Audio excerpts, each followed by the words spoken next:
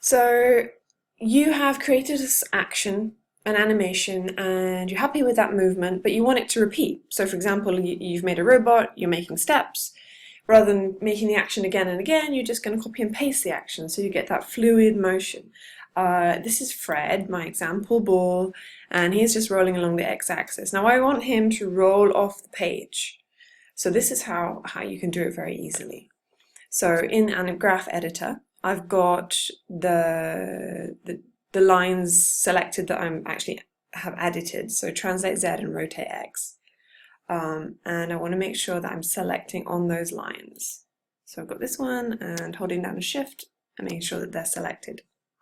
Let's just pause that animation a second. And I'm going to go edit and copy. Okay. And I'm going to select where I want to paste the animation. So it finishes on 48 right now.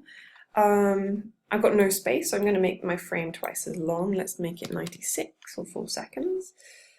Okay. All right, got a bit of room. So let's say I'm going to paste it on 50. Okay.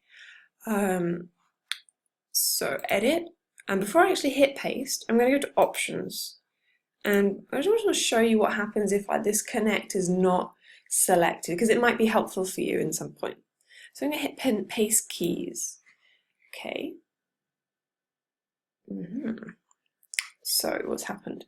This movement you can see is repeating here. But rather than continuing across the page down here, it's actually repeating in the same place. You can see here. What I wanted is my line to continue up here. Let's just show you. So 1, 2 repetitions in the same area. Okay, maybe you wanted that. That's great, use it if you need it, but that's not what we wanted. We want it to continue off. So hit pause, I'm going to hit undo.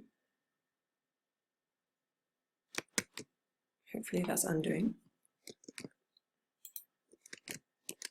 There.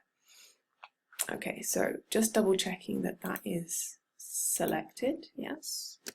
Yes. Edit, copy.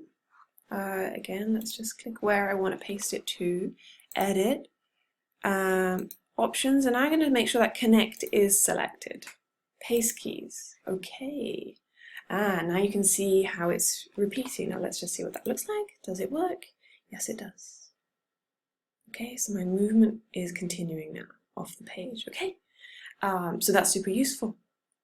And you can continue that. You can paste that again and again and again as much as you need to. Here's another thing that you can use as well. It's the pre-infinity and post-infinity curves, and that's just here. So you can see these dotted lines that I've added. If I click this button, you can see where the movement would happen if it happened forever and ever. And the same afterwards. Okay, so you can see those lines if I zoom out. You can see how that repeats. Okay, so that's really useful if just to plan where things would be, where objects would meet each other, etc., etc. There you go.